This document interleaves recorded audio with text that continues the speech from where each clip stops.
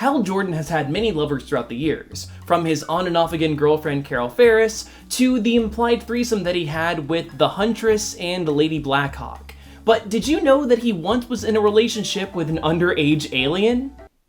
Well, he was. Because comics.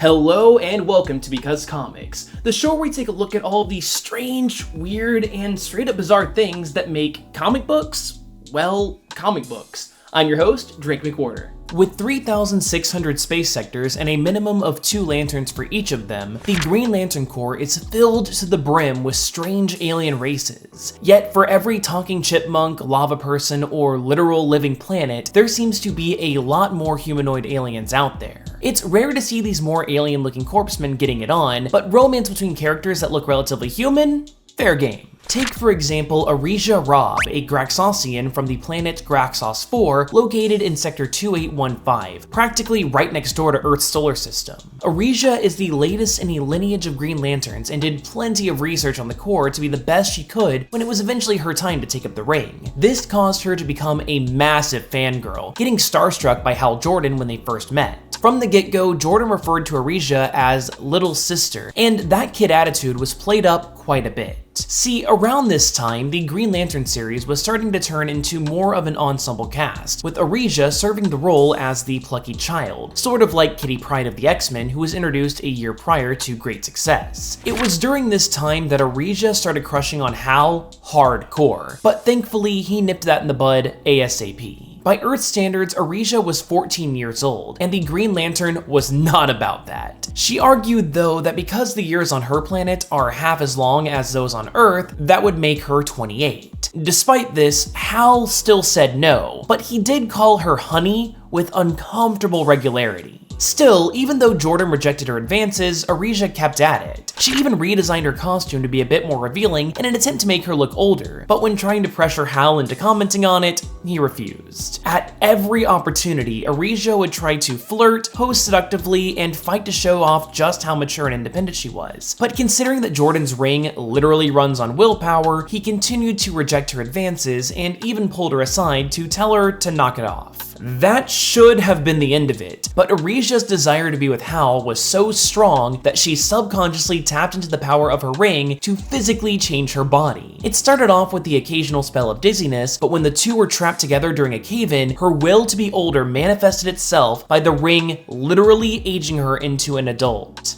Because comics. Wasting no time at all, Arisia tried working the moves on Hal, but he assured her that rockin' bot or not, he wasn't interested. He did, however, argue that her mind must have matured as well. This has since been confirmed to have just been Arisia pretending to act like an adult, though. Regardless, this definitely seems to be the first indication of Jordan trying to justify his attraction to her. So, despite Hal reiterating that they weren't going to get together, they did by the end of the issue, and their teammates discovered them making out. This clearly made some members of the Corps uncomfortable. After all, Arisia was far from subtle all these years regarding her crush. They silently judged Hal and talked about him behind his back, which the couple picked up on. Heck, Jordan straight up mentioned that he didn't want to be seen as a "Wow, book, you are not making it easy to avoid demonetization."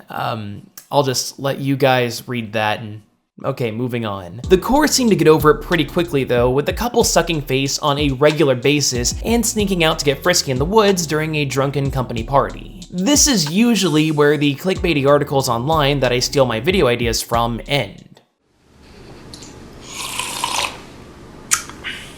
But hey, here on Comic Drake, I like to pride myself on going that extra step beyond, and boy, there is more to talk about, so buckle up. Due to a massive depowering of the central power battery, almost all of the Green Lantern Corps was sidelined. All that remained were 3 members: Hal Jordan, Guy Gardner, and Chip. That's a weird group. Anyway, without her ring, Arisia decided to move in with Jordan, and the Green Lantern series ended right there, being transitioned into the Action Comics series. Yeah, slight aside here, there was a period of time where Action Comics turned into an anthology series featuring a bunch of characters, and Superman ended up taking a backseat. Kind of weird considering that Action Comics is where he got his start, and it's that book that pretty much brought the superhero genre to popularity in the first place. That's why I also need to apologize in advance for the image quality of this next section. Since these books didn't really feature Superman, they haven't been released digitally, and people didn't bother to properly archive them. Anyway, while Hal adventured as one of the few remaining Green Lanterns, Arisia ended up becoming the breadwinner of the couple by becoming a model. Basically, it was just an excuse to draw and dress her up like this. Remember, she's still 14. Well, that's not exactly true. You see, at this point, she was actually retconned back to being 13. As if that makes things any less creepy. This relationship ended up lasting for about 2 years of publication history, but as with many couples, moving in together didn't quite work out. They both had their own issues, and it certainly didn't help that Hal's ex-girlfriend Carol Ferris showed up and murdered the wife of his former partner, John Stewart. There was just a lot going on in their lives, and the stress eventually got the two to break up and go their separate ways. Arisia would more or less vanish from comics for almost 10 years, but she was brought back and revealed to have been modeling this whole time. But what would DC do with this character now that she's back? How about having her get struck on the head and fully regress into a childlike mindset? Oh, and it's also confirmed that even though almost a decade passed in our real-world publication history, she was still 13 in universe. Because comics. Now, Arisia is obsessing over Hal once again, and it's made even weirder because she's written to be a lot more childish than ever before, going so far as to literally have her playing with toys and throwing temper tantrums. It's really weird, but thankfully Hal didn't take advantage of the situation.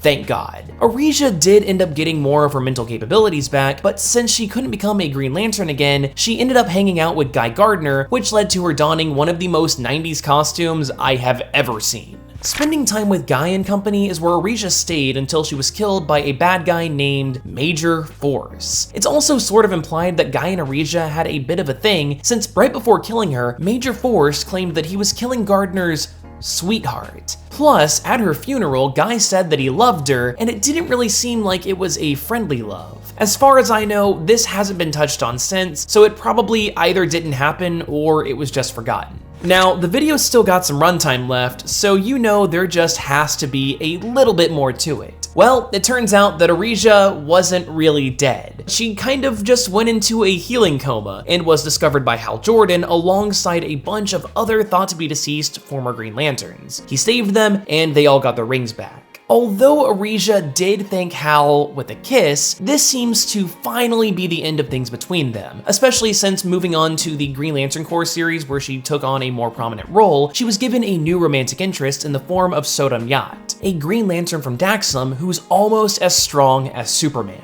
In the modern era of comic books, DC really hasn't commented on this pairing, despite the fact that there are plenty of articles online and videos like this one not letting the general populace forget that it ever happened. And I don't think that the silence is necessarily a bad thing, especially since, frankly, her relationship with Sodam Yat is just a lot more interesting from a storytelling perspective than just a random little alien girl having a crush on Hal Jordan. But knowing DC's track record, it's only a matter of time until this pairing is just thrown back into the forefront, and I don't like that. So, DC Comics. I know you guys sometimes watch my videos, and don't try to deny it. You literally sent me a piece of paper that calls me a DC verified fan, and it's on some pretty decent cardstock, so I guess it's legitimate. Just hear me out, please. Don't make this a thing again. It's really freaking weird. The only reason I'm talking about it today is just for the shock value, hopefully getting me a few clicks. You don't need the weird publicity. It's strange, stupid, and no, please, no. Just forget this ever happened, like that time where Supergirl got together with her horse. But if you like this video, then why not consider subscribing, or even watching another one? And if the whole Supergirl dating her horse thing sounded interesting to you, Well, I have an entire video about just that, so I guess give that a click. But anyway, I hope you learned at least a little something new, and hopefully, I'll see you next time.